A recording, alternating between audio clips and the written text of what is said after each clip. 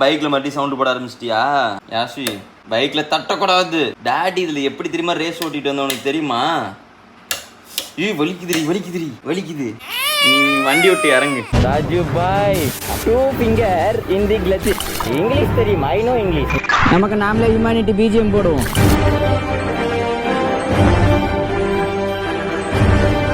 பைக்ல போலாமா? நீ என்ன கேமரா பார்த்து டாட்டா காட்டுற? அதை நான் காட்டணும். இன்னைக்கு அவளை புது பைக்கில் உட்கார வைக்கிறேன். அதனால கொஞ்சம் அவளுக்கு டிஃப்ரெண்ட்டாக. இன்னைக்கு பார்த்தீங்கன்னா நானும் யஷ்வி வந்துட்டு ரவுண்டு போகிறோம். ரொம்ப நாள் இருக்குது. யஷ்வி ஹாய் சொல்லு பாய். ஹாய். அவளுக்கு இந்த பைக் நான் கண்ணிலே காட்டினதில்லை. இப்போ தான் ஃபஸ்ட் டைம் அவளுக்கு காட்டுறேன்னா, அதனால் அவளுக்கு வித்தியாசமாக இருக்குது. இந்த பைக்கு லிஸ்ட்லேயே இல்லை.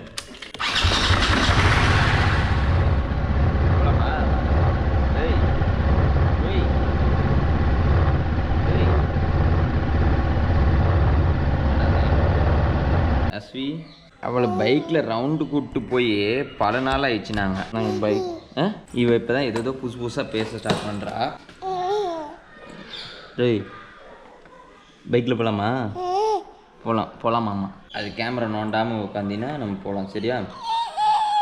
அதை பார்த்து நீ விளாக் பண்ணுறியா? அவள் இப்போ ஃபோன்லாம் வந்துட்டு பேச ஆரம்பிச்சிட்டான். நான் எங்கேயாச்சும் ஊரில் இருந்தேன்னா வீட்டில் ஃபோன் பண்ணி தருவாங்க. அந்த டைமில் வந்துட்டு ஃபோன் வந்துட்டு என்கிட்ட அப்படியே பேசிகிட்டு இருப்பாய். இஷ்டத்துக்கு ஏதோ வாயில் வந்துட்டு பேசுவோம் சொன்னால் தான் நான் போவேன். செம்ம ராவடி பண்ணுவாய். வண்டியில் உட்காரவும் தான் அமைதியாக இருக்கா. இதே வந்துட்டு வீட்டுக்குள்ளே இருந்தேன்னு வச்சுக்கோ, ஏன் பயங்கர ராவடி. யாஸ்வி குட் கேர்ள் தான் நீ. சரி கேமரா நோண்டாத, நம்ம உட்காந்துக்கலாமா? அவள் புல்லட்டாக இருந்தால் டக்குன்னு ஏறி உட்காந்துப்பா. இதுவாக இருக்கும்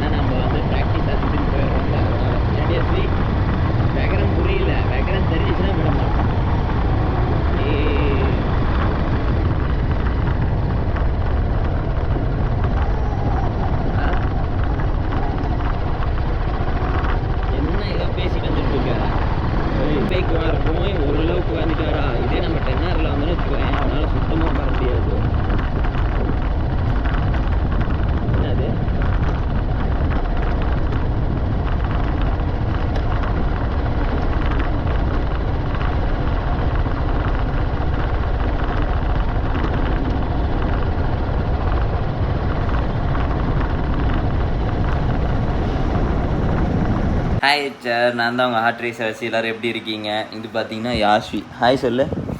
அவள் காலையிலே பார்த்தீங்கன்னா தூங்கி எந்திரிச்சு சாப்பிட்டே நீ சாப்பிட்டாலாமா. ஆனால் அவள் சாப்பிட கிடையாது, பொய் சொல்கிற தானே? பொய் சொல்கிறாளாமா அவள். நீ தான் பொய் சொல்கிற, நான் பொய் சொல்லலை. அவள் காலைல கட்டி எந்திரிச்சிட்டு நல்லா தான் என் கூட தூங்கிட்டு ஃபோன் பார்த்துட்டேன். என் கூட சேர்ந்து அவளும் ஃபோன் பார்க்க ஆரம்பிச்சிட்டா. நானும் முடிஞ்ச அளவுக்கு இவ கூட இருக்கும்போது ஃபோன் நோண்டக்கூடாதுன்னு நினைக்கிறேன். இருந்தாலும் நமக்கு ஏர்லி மார்னிங்கில் தான் அந்த யூடியூப்பில் அப்லோட் பண்ணுற ஒர்க்லாம் இருக்கா. அந்த டைமில் நீ சேர்ந்து ஃபோன் பார்க்குறது தானே? இங்கே பாருங்க, என் கூட சேர்ந்து அவளும் ஃபோன் பார்க்குறாளாம். இது வந்துட்டு வாக்கு மூலமாக இவ கொடுத்துட்டாளா, எங்கள் அப்பா அம்மா பார்த்தாங்கன்னா எனக்கு அது மேலே போவாங்க. அப்புறம் வந்து என்ன ஆகுனுச்சுன்னா, நான் அந்த ஒர்க் பண்ணிட்டு இருக்கும்போது என் பக்கத்தில் உட்காந்து எட்டி பார்த்துட்டு இருப்பா. அந்த டைமில் அப்படியே அந்த கிளிப் இருக்கு, நீ காலைல நான் உட்காந்து வீடியோ எடிட் பண்ணிட்டு இருந்தேன், எப்படி என் மேலே இருக்கான்னு சொல்லிட்டு உன்னை பற்றி தான் நான் போட்டு வர்றேன். அப்புறம் வந்துட்டு நான் பேண்ட்டு போட்டதுனால யாஸ்வி என்ன பண்ணா, ஒன்று ஒரே அழுக, டேடி கூட போகணுன்னு சொல்லிட்டு. அவளுக்கு வந்துட்டு இந்த கடைசி ஒரு 2-3 மாதமாக அந்த ட்ராக் டே எனக்கு ஸ்டார்ட் ஆனதுலேருந்து யாஸ்வி கூட என்னால் டைம் ஸ்பெண்ட் பண்ணவே முடியல. அவள் அடிக்கடிக்கு அவங்க ஊர்லேயே தான் இருக்காளா, நான் பெங்களூர், கோயம்புத்தூர் இப்படியே சுற்றிட்டு இருக்கேன். என்ன கம்ப்ளைண்ட் பண்ணுறியா யாஸ்வி? கம்ப்ளைண்ட் பண்ணுறியா? அது வண்டி தொடக்கி வச்சுக்கிறேன்பா. இங்கே பேர் உனக்கு கார் கொடுத்துருக்கேன்ல, இந்த கார் இங்கே பேர் கார் பேர்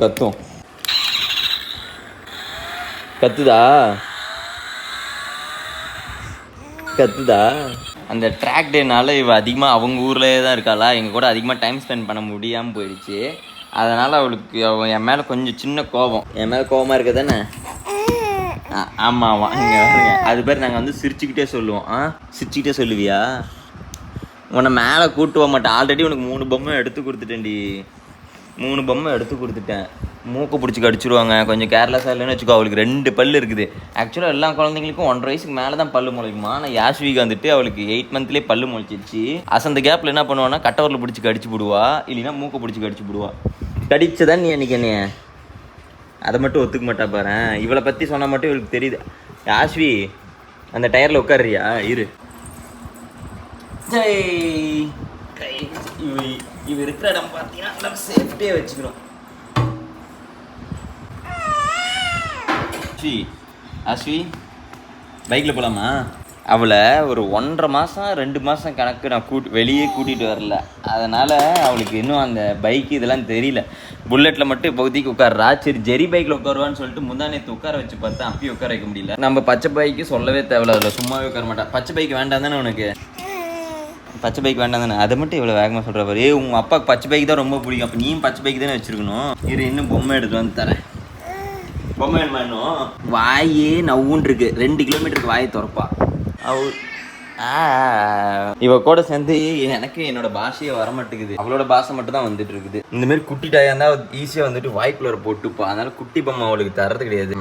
என்ன கார் கொடுக்கலாம்? அவளுக்கு ரெட் கலர்னா ரொம்ப பிடிக்கும். ரெட் கலர்னா ஆன்ட்டு உட்காந்து பாப்பா. நான் இங்கே என்ன பேசிட்டு இருக்கேன் அங்கேருந்து எட்டி பார்த்துருக்கேன். யாஸ்வி தோய்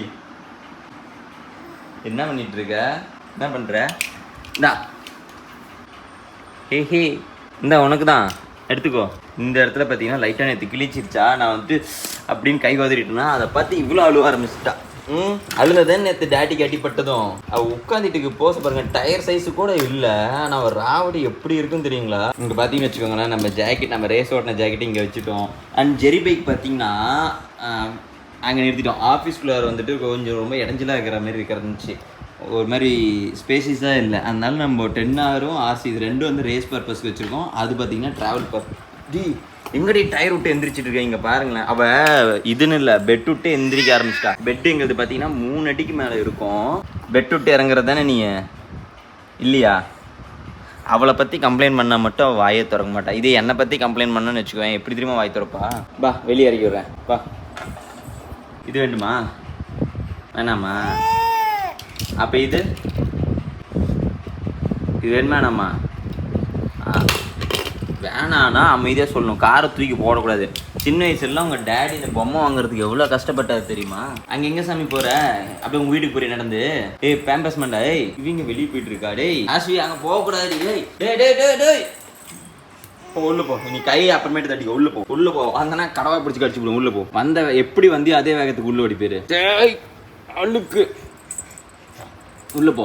இவ்வளோக்கோசமாச்சும் ஆஃபீஸ் ரூம் சுத்தம் பண்ணி வச்சுக்கிட்டே இருக்கணும் போல. என்ன பண்ணுறது, எறும்புலாம் உள்ளே வந்துடுது. உள்ளபடியே பச்சை பைக்கில் தூக்கி உட்கார வைக்கவா? இங்கே வேறு இது என்ன தெரியுதா? உங்கள் டேடி ரேஸ் போகும்போது ஜாக்கெட் போட்டார்ல, அது எப்படி இருக்குது ஜாக்கெட்டு?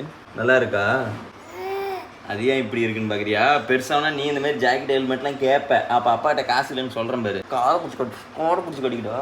நம்ம பைக்கில் உட்காரலாமா? எந்த பைக்கில் உட்காரலாம்? வெள்ளை பைக்கில் உட்காரலாமா? க்ரீன் பைக்கில் உட்காரலாமா? இது வேண்டாமா? அப்போ அந்த பைக்கு தான். பச்சை பைக்கு ஆத்தா உத்தரவு கொடுத்துருச்சு. பைக்கில் மறுபடியும் சவுண்டு போட ஆரம்பிச்சிட்டியா? யாஸ்வி பைக்கில் தட்டக்கூடாது. டேடி இதில் எப்படி தெரியுமா ரேஸ் ஓட்டிட்டு வந்தவனுக்கு தெரியுமா? வலிக்குது. நீ வண்டி விட்டு இறங்கு, நீ வண்டி விட்டு இறங்கு, நீ வண்டியிலே உட்கார வேணாம். வீட்டுக்கு போலாமா?